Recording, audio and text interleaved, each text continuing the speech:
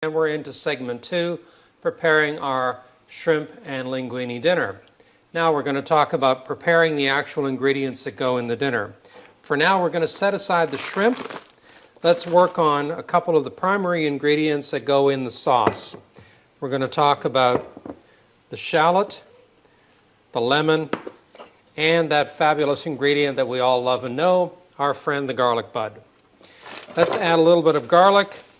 And let's dice up some shallot so that we can start preparing the sauce for our dinner.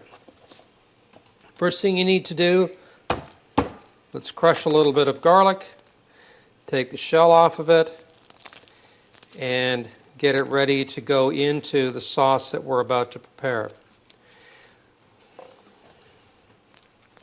Always make sure when you're preparing garlic that you remove all of the shells. You don't want that in your dinner. You can dice your garlic as finely as you like to whatever you feel comfortable with. I usually suggest for what we're preparing tonight, at least 2 cloves of garlic. Good garlic is a nice mild flavor. When it's cooked properly, it's not overpowering.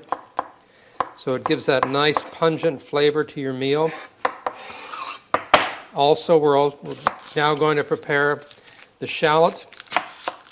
When you're preparing shallots, make sure that you always remove all of the shells and skin on your shallot.